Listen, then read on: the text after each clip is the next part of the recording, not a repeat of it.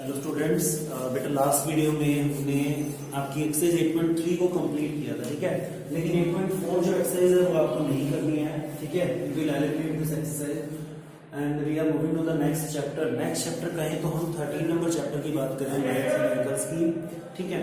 तो lines and angles chapter की बात कर रहे हैं हम।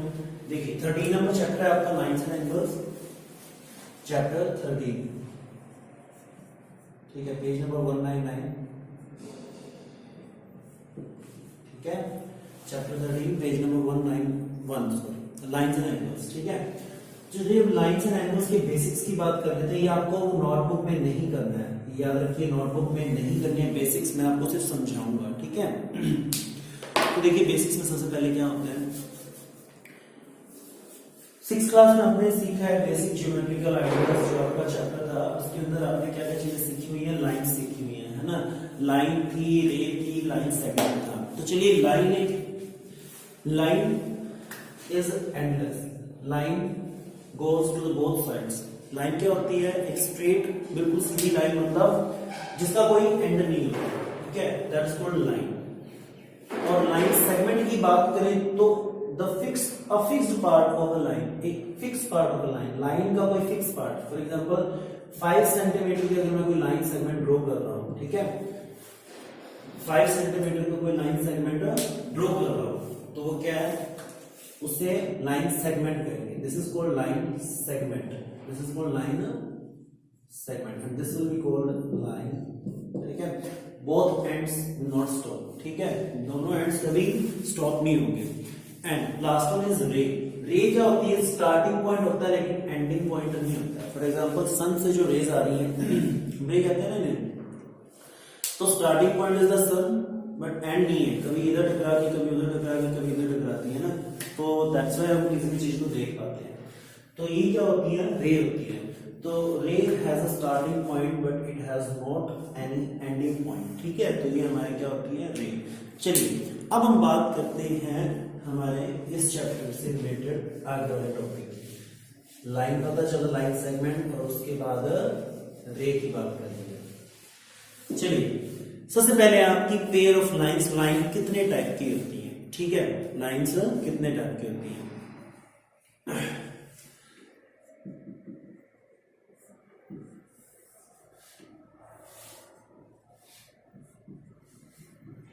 लाइंस होती है पैरेलल लाइंस, ठीक है, पैरेलल लाइंस, इंटरसेक्टिंग लाइन। हालांकि आपने उस चैप्टर में बेटा इनके बारे में भी क्या होगा, पढ़ा होगा, ठीक है, इनके बारे में भी आपने क्या होगा, पढ़ा होगा उस चैप्टर में। इंटरसेक्टिंग लाइंस भी होती है और फिर होती है परपेंडिकुलर लाइंस।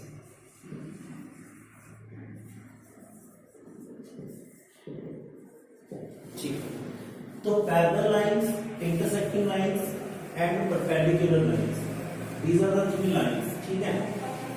अब हम इनके बारे में बात कर रहे हैं। पैरेलल लाइंस में क्या होगा, लाइंस कभी भी एक दूसरे को इंटरसेक्ट नहीं करेंगी, लाइंस कभी भी एक दूसरे को इंटरसेक्ट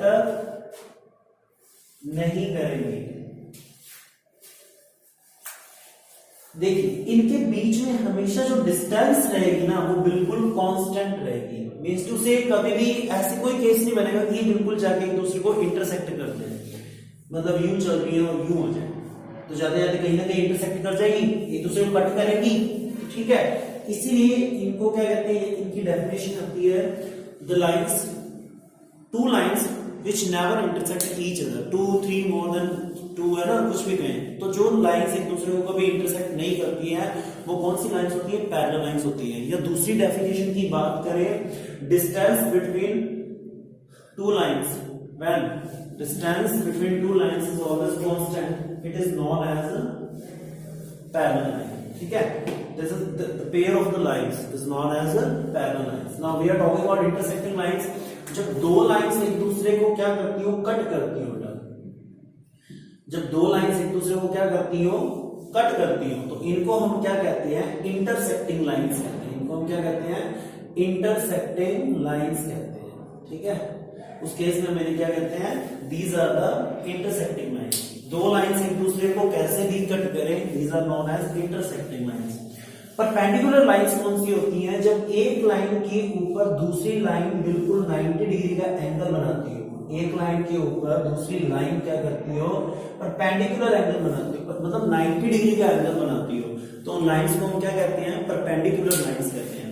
देखिए हालांकि ये भी इंटरसेक्ट करके कोई एंगल बना रही है, लेकिन इनका एंगल 90 डिग्री नहीं है, ठीक है। ये स्पेशल केस हो गया इंटरसेक्टिंग लाइंस का, ये भी इंटरसेक्टिंग लाइंस ही है, लेकिन ये स्पेशल केस है इनका, क्यों, क्योंकि इनका जो एंगल है वो कितने डिग्री का है, दैट इज 90 डिग्री, ठीक है। तो 90 डिग्री के एंगल इन्हें हम के कारण हम इन्हें क्या कह रहे हैं, परपेंडिकुलर लाइंस कह रहे हैं, ठीक है। अब एंगल्स की बात करें तो एंगल क्या क्या है, ठीक है। एंगल में क्या क्या चीजें होती हैं वो देखते हैं हम। एंगल किस किस से मिलकर बना होता है ये सब देखते हैं, ठीक है।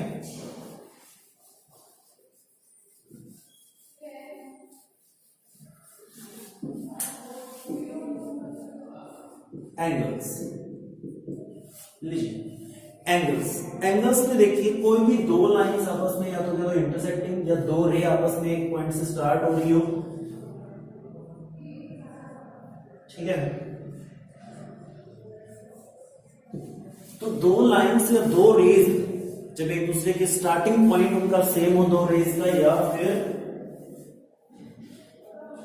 दोनों लाइंस एक दूसरे को कट कर रही हो, इंटरसेक्ट कर रही हो, तो उनके बीच में जो इस तरीके से रोटेशन होता है ये वाला, इसी को हम क्या कहते हैं, एंगल कहते हैं, ठीक है। This is known as angle. चलिए ठीक है।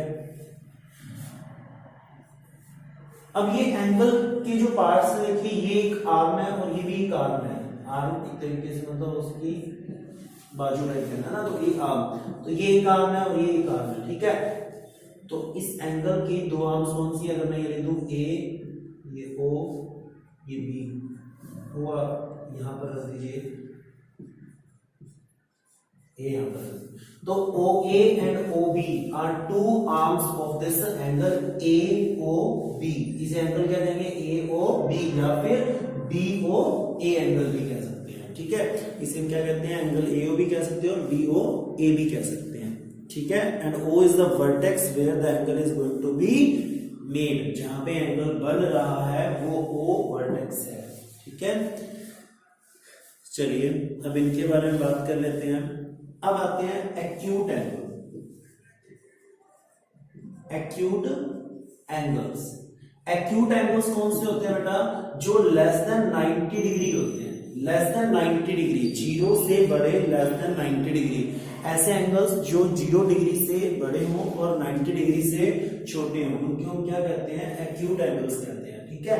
चलिए नेक्स्ट है ऑब्ट्यूज एंगल, ठीक है। ऑब्ट्यूज एंगल की बात करें, चलिए ऑब्ट्यूज से पहले राइट एंगल की बात कर लेते हैं, बिल्कुल परफेक्ट पॉइंट पर, राइट एंगल।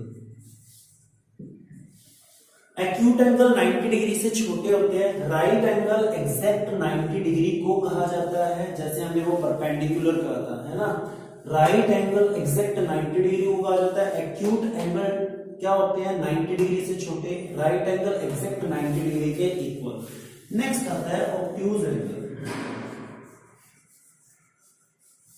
ऑब्ट्यूज एंगल की बात करें तो जो एंगल 90 डिग्री से बड़े होते हैं, जो एंगल 90 डिग्री से बड़े होते हैं लेकिन किससे छोटे होते हैं, 180 डिग्री से, 180 डिग्री से छोटे, 90 डिग्री से बड़े, मतलब 90 टू 180 डिग्री। ठीक है, मैं एक एग्जांपल देता हूं, जैसे ये मान लीजिए 90 डिग्री है, ठीक है। तो अगर मैंने एक यहाँ पे रे बनाई इस तरीके से, तो ये देखिए 90 तो यहां था ना, ऐसे इस तरीके से कंप्लीट, तो ये 90 से छोटा है ये वाला एंगल, तो इसे हम कहेंगे एक्यूट एंगल। कंप्लीट जो एंगल राइट एंगल है, ये 90 डिग्री का, इसे हम कहेंगे राइट एंगल। जो इधर वाला एंगल है देखिए 90 सिर्फ इतना है और मैंने इसमें इतना पोर्शन और ऐड कर दिया, तो ये जो कंप्लीट एंगल हुआ हमारा, इसे हम कहेंगे ऑब्ट्यूज एंगल। मतलब 180 डिग्री नहीं बना पूरा, ठीक है। 180 से तो क्या हो गया, छोटा है, और 90 डिग्री से क्या है, बड़ा है, तो इसे हम क्या कहते हैं, ऑब्ट्यूज एंगल कहते हैं। इसे हम क्या कहते हैं, ऑब्ट्यूज एंगल कहते हैं, ठीक है। ये हमारा ऑब्ट्यूज एंगल हो गया। चलिए नेक्स्ट देखते हैं, 192 पेज नंबर पर आ जाइएगा। Straight angle.